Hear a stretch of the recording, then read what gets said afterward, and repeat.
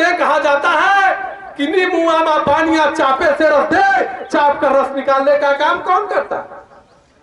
चोर न देखे हुआ सुनार देखना, शेर न देखे हुआ पिलार देखना, यह काम कौन कहता? यह बात किसने फैलाई? यह बात फैलाने वाला अहिर करिया कुंडी चोर धर सारे के टगरी तो ढोल गवार सूत्र पसुरारी सकल तारना के अधिकारी जे बड़ा दम तेल कुम्हारा सो पचकिराज कौन कलवारा। यह बात कहने वाला ब्राह्मण है, और जब तक ब्राह्मणवाद का समूल नष्ट नहीं करेंगे इस देश में किसी को भी हक अधिकार नहीं मिलने वाला है।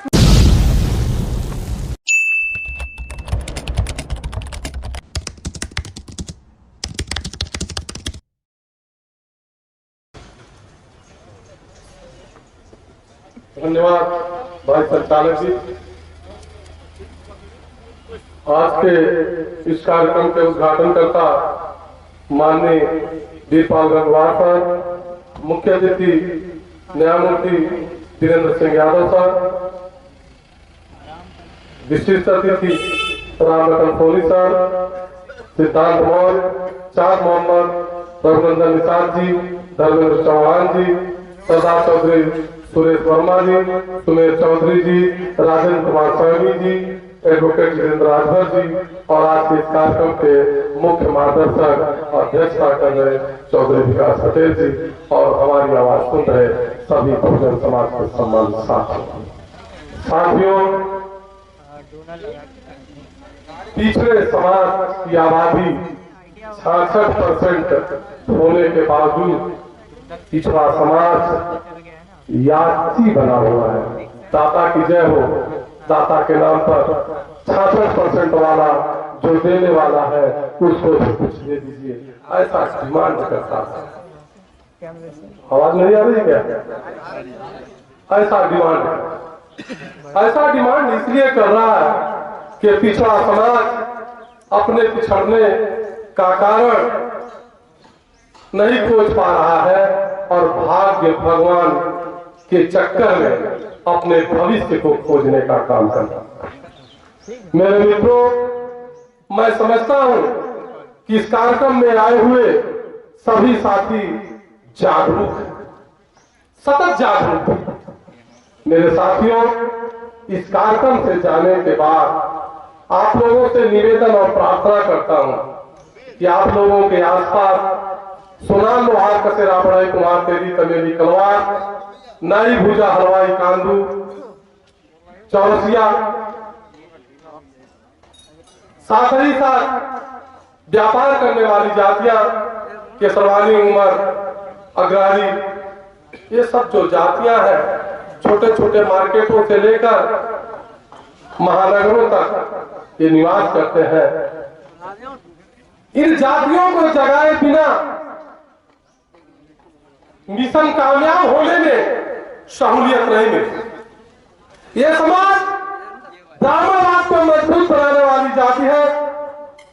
यह समाज पूरे ओबीसी समाज को गुलामी की जंजीरों में जकड़ने वाले लोगों के साथ यूज होने वाला समाज है। जब तक यूज होने वाले समाज को हम जागृत नहीं करेंगे, निश्चित रूप से समाज को जागरूक करने में, अपने हक अधिकार प्राप्त करने में समस्याएं पैदा होंगी। साथियों, अगर इनको जगा देते हैं तो उत्तर प्रदेश की 160 विधानसभा की सीटें ऐसी हैं जिसको जीता जा सकता है, और यह जातियां, इन जातियों का न कोई नेता है न कोई दल है, फेस है, केवल धर्म के नाम पर ब्राह्मणवाद में जकड़ा हुआ भारतीय जनता पार्टी को सहयोग करता है। इसको कुछ नहीं चाहिए सरकार से, न अन्न चाहिए, न धन चाहिए, न मकान चाहिए, न रोटी चाहिए, न कपड़ा चाहिए, बस इतना चाहता है कि मुझे इस देश में जीने दो। मात्र एक कामना के साथ ये एमबीसी मोस्ट बैकवर्ड क्लास के लोग काम करते हैं कि मुझे जीने दो, और इनके जीने पर भी आफत आ रही है, या आने वाले दिनों में आने वाली। मेरे मित्रों, समस्त काम विपणन से लेकर निर्माण तक का काम ये करते हैं, लेकिन बौद्ध काल में बौद्ध मठ बनवाने का काम भी नील के लोगों ने किया। मौर्य काल में बौद्ध काल में बौद्ध मठ बनवाने का भी काम इन्होंने किया। साथ ही साथ मुस्लिम जब भारत में आए, मुगल काल में भी मस्जिद बनवाने का काम इन्हीं लोगों ने किया। राम मंदिर बनवाने का काम भी इन्हीं लोगों ने कर रहे हैं। और समस्त धार्मिक पाखंडवाद फैलाने का काम, चाहे वो भागवत कथा के रूप में हो, चाहे छोटे छोटे मंदिर के रूप में हो, बिना इनके सहयोग के संभव नहीं हो रहा है। और ये जरूर 100% अपना योगदान उसमें दे रहे हैं। इसलिए मैं कहना चाहता हूं कि जो जागरूक लोग हैं उनकी जिम्मेदारी ज्यादा बनती है कि जो साथी जागरूक नहीं है उनको जागरूक करके अपने संगठन का, उनके अंदर भावना पैदा करके संगठन का निर्माण करें। और संगठन का निर्माण करने के बाद ब्राह्मणवाद और इस देश से मनुवाद को समाप्त करके ओबीसी की शासन सत्ता लाने में सहयोग करें, जिससे बहुजन समाज का हित होगा। मेरे साथियों, अच्छा, उत्तर प्रदेश में तमाम सरकारें बनी, लेकिन किसी गवर्नमेंट ने इन पर ध्यान नहीं दिया। इनसे 20 लाख करोड़ वार्षिक के रूप में जीएसटी तो लेता है, लेकिन जीएसटी लेने वाले के हत्या हो जाने पर या किसी भी तरीके की समस्या हो जाने पर 1% का भी बजट 20 लाख करोड़ लेने वालों के लिए सरकार नहीं देती है। यही हाल पूरे देश की गवर्नमेंट के साथ साथ भारत सरकार की भी यही हाल है कि 1% का बजट इन व्यापारिक जातियों को, जिससे 20 लाख करोड़ का जीएसटी प्राप्त करती है और बड़े पैमाने पर इनकम टैक्स भी प्राप्त करती है, इससे पूरा देश को संचालित करता है। लेकिन इनके हित में, इनके बच्चों के हित में 1% का भी बजट निश्चित नहीं किया।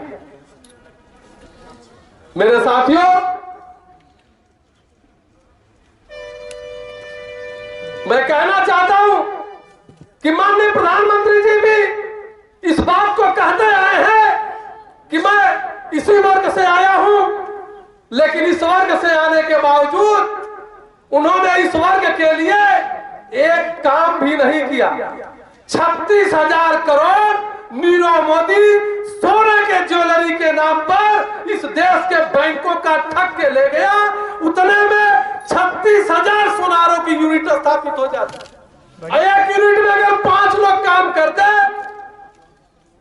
तो आप समझ लीजिए 36 का 5 गुना कर दीजिए, उतने लोग रोजगार प्राप्त हो जाते। लेकिन जिन लोगों को रोजगार देना था उनको गरीब बना दिया। गरीब इसलिए बना दे रहा है कि यह धंधा सोने चांदी का अडानी अंबानी को सौंपना है, रिलायंस को सौंपना है। तमाम कानून बना करके इस बिजनेस को बर्बाद करने का काम कर रहा है। गांव गांव में सुनार हुआ करते थे, सभी सुनार पीढ़ी दर पीढ़ी अपने लोगों का काम करते आए हैं। दादा ने संभाल लिया, पोते को पोता बेचने गया है, जितने का लिया है 1000 गुना ज्यादा पाया है। लेकिन इस अच्छे बिजनेस को, जो घरेलू बचत का साधन था, जो दलित कमाता था, पिछड़ा कमाता था, अपने कमाई का 80% चांदी खरीदता था और चांदी घर में रख करके आवश्यकता पड़ने पर अपने घर की शोभा भी बढ़ाता था पहन करके, और आवश्यकता पड़ने पर उसको बेचकर अपना खेती बाड़ी और तमाम काम को करता था। उस काम को समाप्त कराने का काम यह सरकार मोदी जी की कर रही है। मेरे मित्रों, तमाम तरह के जो लोग इन जातियों में हैं, ये कहा जाता है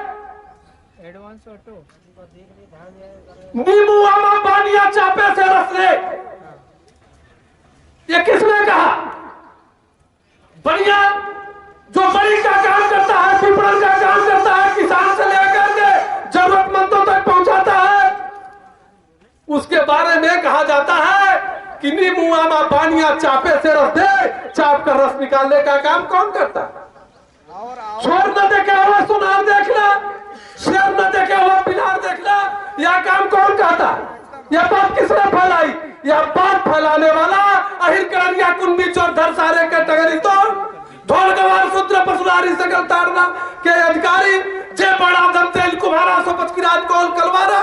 यह बात कहने वाला ब्राह्मण है, और जब तक ब्राह्मणवाद का समूल नष्ट नहीं करेंगे इस देश में किसी को भी हक अधिकार नहीं मिलने वाला है। मेरे साथियों, मैं समझता हूँ समय ज्यादा हो रहा है। मैं अपनी बारी को विराम देने से पहले आप लोगों को एक नारा लगवाना चाहता हूँ कि पान 85, पान 85। आपने मेरी आवाज सुना, आभार। जय भीम, जय बहुजन समाज, जय मूल निवासी।